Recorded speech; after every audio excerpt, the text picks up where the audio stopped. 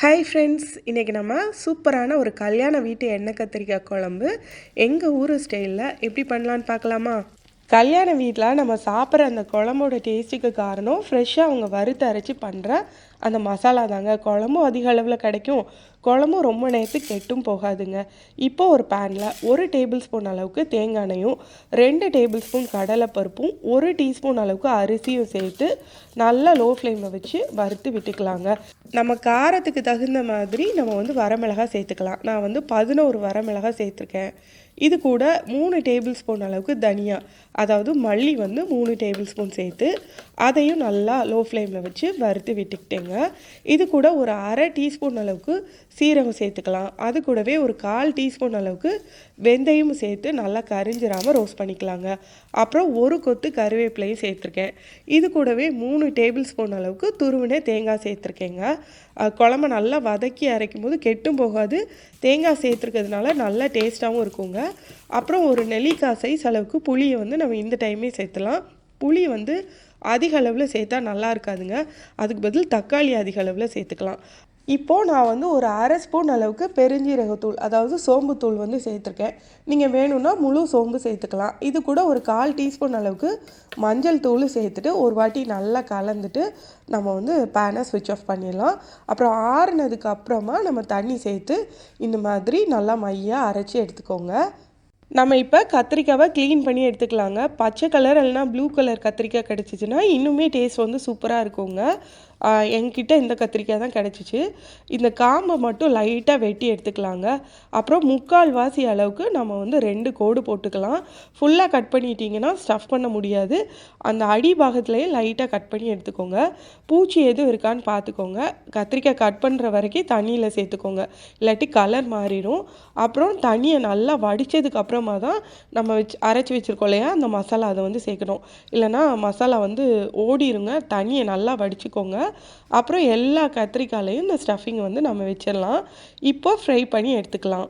நான் ஒரு மண் சட்டியில் 2 டேபிள் ஸ்பூன் அளவுக்கு நல்லெண்ணெய் சேர்த்துருக்கேங்க. அப்புறம் நம்ம கத்திரிக்காய் எல்லாத்தையும் சேர்த்துட்டு நல்லா மீடியம் ஃப்ளேமில் வச்சு ரோஸ்ட் பண்ணி எடுத்துக்கலாங்க. 2 பக்கமும் ஹை ஃப்ளேமில் வச்சுட்டிங்கன்னா கத்திரிக்காய் தீஞ்சு போயிடும், மசாலாவும் தீஞ்சிரும், அதனால் டேஸ்ட் கம்மியாயிருங்க.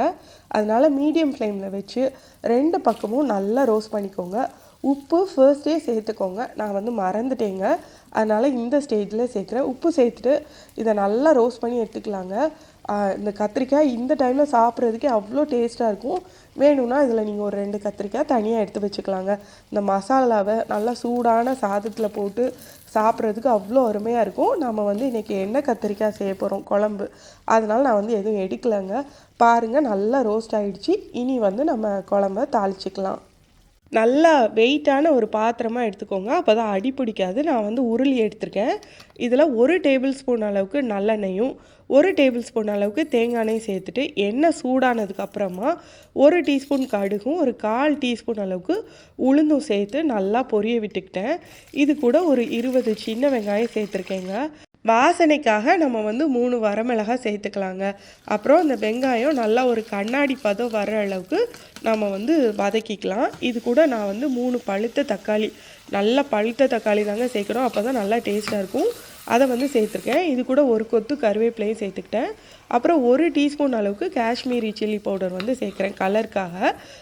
அப்புறம் ஒரு அரை டீஸ்பூன் அளவுக்கு நான் மஞ்சள் தூள் சேர்த்துக்கிட்டேன். குழம்பு நல்லா ரெட் கலரில் வேணும்னா மஞ்சள் தூள் 1/4 டீஸ்பூன் அளவுக்கு சேர்த்தா போதுங்க.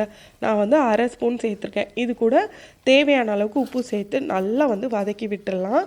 இப்போவே குழம்பு நல்லா சூப்பராக இருக்குங்க. நல்லா வதக்கி எண்ணெய் வந்ததுக்கப்புறமா நம்ம அரைச்சி வச்சுருக்கோம் இல்லையா மசாலா, அதை சேர்த்துக்கலாம். அதையும் சேர்த்துட்டு நல்லா கலந்து விட்டு திருப்பியும் ஒரு 5 நிமிஷம் நல்லா எண்ணெய் பிரிஞ்சு வர்ற அளவுக்கு நம்ம விட்டுறணுங்க. அதுக்கப்புறமா நம்ம 1 கப் அளவுக்கு தண்ணி சேர்த்துக்கலாம். தண்ணி சேர்த்துட்டு நல்லா மிக்ஸ் பண்ணி விட்டுடலாங்க. அப்புறம் ஒரு 1/4 ஸ்பூன் அளவுக்கு சுகர் சேர்த்துருக்கேன். வேணும்னா வெல்லம் கூட சேர்த்துக்கலாம். அப்புறம் ஒரு 10 நிமிஷம் நல்லா லோ ஃப்ளேமில் எண்ணெய் பிரிஞ்சு வர்ற அளவுக்கு நல்லா குக் பண்ணுங்கள். அப்புறம் நம்ம ரோஸ்ட் பண்ணி வச்சுருந்தோம் இல்லையா கத்திரிக்காய், அதையும் சேர்த்துக்கலாங்க. சேர்த்துட்டு நல்லா ஒரு வாட்டி கலந்து விட்டுட்டு மூடி போட்டு 15 நிமிஷம் நல்லா லோ ஃப்ளேமில் குக் பண்ணலாங்க. நடுவில் கலந்து விட்டுக்கோங்க, இல்லைன்னா அடி பிடிச்சிரும். நல்லா ஜம்முன்னு நம்மளோட கல்யாண வீட்டு எண்ணெய் கத்திரிக்காய் குழம்பு ரெடி ஆகிடுச்சுங்க. எங்கள் ஊரில் இதை மூட்டு கத்திரிக்காய்னு சொல்லுவாங்க. ஒயிட் ரைஸோடு இதை சாப்பிடுங்க, அருமையாக இருக்கும். ட்ரை பண்ணிவிட்டு உங்கள் ஃபீட்பேக் சொல்லுங்கள். பாய்.